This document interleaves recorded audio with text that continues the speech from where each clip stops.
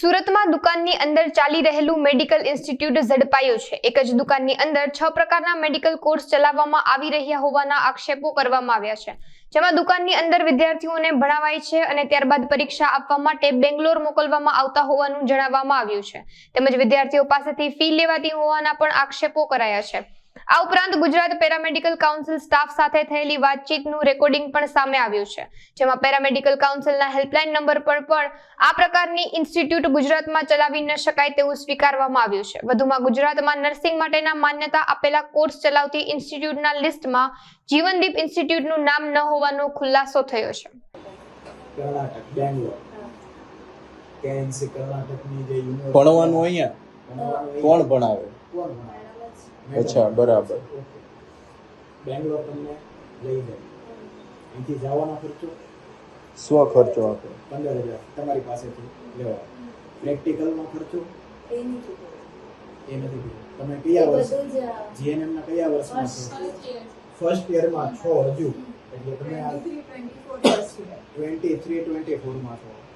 24-25 તો હજી કેટલા સ્ટુડન્ટ છે ટોટલ?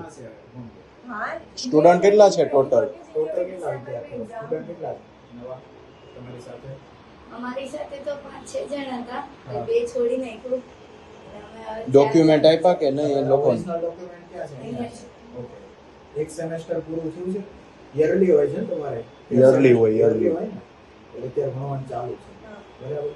એટલે 15,000 રૂપિયા જે ખર્ચો અહીંથી જવાનો છે, એટલે તમે હજુ તો એક એક્ઝામ આપી નહીં હોય, એટલે આ લોકોને ખ્યાલ જ નહીં હોય કે એક્ઝામ નથી આપી। એ લોકો તો ખાલી શું કે કોકના થ્રુ કે રેફરન્સ થી આવ્યા હોય। અહીંયા સુરતના કે પછી બહારથી? સુરતના છો? ઓકે। વસ્તુ એવી છે કે જે સેન્ટર છે ને, સેન્ટર એ બે રીતે ચાલે છે। મેડમને ખ્યાલ નહીં હોય, કેમ કે મેડમે અહીંયા બેસાડેલા છે, જોબ કરે છે, એટલે મેડમને બધી વાતની ખ્યાલ ના હોય। તમારા જે અહીંયા મેન સાહેબ છે મુકેશભાઈ, હમણાં એમની સાથે વાત કરી, પણ એમણે થોડુંક બેબાક અંદાજમાં એને એટલા ઊંચા અવાજેથી વાત કરી છે, એટલે હવે અમે અમારી રીતે બધી પ્રોસેસ કરી છે। 2 દિવસ પછી આવશે સાહેબ, ત્યારે પાછા મળશું એમને। એટલે વસ્તુ એવી છે કે બેંગ્લોર તમને ભણવા લઈ જાય છે અને રિઝલ્ટમાં કદાચ અહીંયા આવતું હોય કે નહીં આવતું હોય, ઓટોનોમસ લખાઈને આવે છે। ના ના, એ બધું બેંગ્લોર વાળી સિસ્ટમ જ ખોટી છે ભાઈ। બેંગ્લોર વાળી સિસ્ટમ અહીંયા ભણાય ને ત્યાં ઓલું એક્ઝામ દેવાનું નહીં હોય જ ને। ઇન્સ્ટિટ્યૂટ ના એવા રૂલ્સ જ નથી યુનિવર્સિટીના કોઈ। મેડિકલ ફિલ્ડમાં અને તમને ખબર છે કાલે એક લેટર આવ્યો GMERS નો કે જેટલા સ્ટુડન્ટો બેંગ્લોર જે આવા ઇન્સ્ટિટ્યૂટમાંથી જે ભણીને જાય છે ને, એના તમે જીએનએમ જે પછી કમ્પ્લીટ કરો ને, તો ગુજરાત સરકારની અંદર તમારે એક્ઝામ ગમે સ્ટાફ નર્સની કે ગમે આપી હોય ને, તો એ વેલિડ ગણતા નથી। એવો કાલ ગુજરાત સરકારે પત્ર જાહેર કરી દીધો છે। તમારે જો હોય તો તમને મારા ફોનમાં બતાવું લેટર, ગઈકાલે લાવ્યો હતો। તમને ખબર હોય તો રાજપીપળામાં આવું જ એક સેન્ટર પકડાનું છે, ખ્યાલ છે? ખ્યાલ નહીં હોય, નર્સિંગ સેન્ટર આ રીતે ચાલુ છે। ઇકબાલ કડીવાલા, પ્રમુખ ગુજરાત નર્સિંગ કાઉન્સિલ। જીવનદીપ મેડિકલ ઇન્સ્ટિટ્યૂટ નામની કોઈ સંસ્થા સુરતના પૂના પાટિયા ખાતે શોપિંગ સેન્ટરમાં કાર્યરત છે। આ ગુજરાત નર્સિંગ કાઉન્સિલનું પ્રમાણિત ઇન્સ્ટિટ્યૂટ નથી, આ બોગસ ઇન્સ્ટિટ્યૂટ છે, જેમાં જીએનએમ અને બીએસસીની પરવાનગી આપવામાં આવી। આ ઉપરાંત બીજા પણ કોર્સ છે, DMLT ને બધા। આ બોગસ ઇન્સ્ટિટ્યૂટ છે, કોઈ કાઉન્સિલ સાથે જોડાયેલી નથી, જેથી સમાજને તો નુકસાન થાય, પણ વિદ્યાર્થીઓના શિક્ષણ સાથે પણ ચેડા થઈ રહ્યા છે, વિદ્યાર્થીઓ સાથે છેતરપિંડી થઈ રહી છે। આદિવાસી વિદ્યાર્થીઓ અને ગરીબ વિદ્યાર્થીઓને છેતરવાનો જે બાલિશ પ્રયત્ન થઈ રહ્યો છે, જેને હું ખંડન કરું છું। અને આવી ઇન્સ્ટિટ્યૂટ તાત્કાલિક બંધ થવી જોઈએ, એની સામે પોલીસ કાર્યવાહી થવી જોઈએ, અને પગલાં લેવા જોઈએ। અને આવા ઇન્સ્ટિટ્યૂટમાં જો બાળકો અભ્યાસ કરે અને બહાર આવે તો એ પ્રમાણપત્ર પણ કોઈ જગ્યાએ ના ચાલે। અને ધારો કે કોઈ પ્રાઇવેટ હોસ્પિટલમાં જાણે અંજાણે એને કદાચ કંઈ નોકરી આપી દેવામાં આવે તો એ દર્દી સાથે પણ જોખમ જીવનું ઊભું કરી શકે છે। આવી જીવનદીપ મેડિકલ ઇન્સ્ટિટ્યૂટ નામની કોઈ સંસ્થા નર્સિંગ કાઉન્સિલના રેકોર્ડ પર નથી, જેથી તેની સામે કડક કાર્યવાહી થવી જોઈએ એવું મારું માનવું પણ છે અને મારી રજૂઆત પણ છે।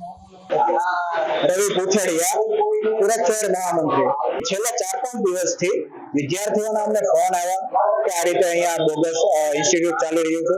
ત્યારે આજરોજ અમે જ્યારે રૂબરૂ પૂણા પાટિયા ખાતે આવેલ સિટાડેલ કોમ્પ્લેક્સની અંદર જીવનદીપ મેડિકલ ઇન્સ્ટિટ્યૂટ નામની સંસ્થા જે કોમ્પ્લેક્સની અંદર આવેલી 15/25ની દુકાનમાં ચાલી રહ્યું છે, તેની રૂબરૂ અમે આવીને દેખરેખ કરી અને જોયું કે અંદર સંચાલક હાજર ન હતા, અને સંચાલક દ્વારા સ્ટાફને અહીંયા જે હાજર હતા એમની સાથે વાતચીત થઈ તો જાણવા મળ્યું કે અહીંયા જીએનએમ અને ડીએમએલટી જેવા પેરામેડિકલના અને મેડિકલના કોર્સ ચાલી રહ્યા છે જે અનલીગલી છે.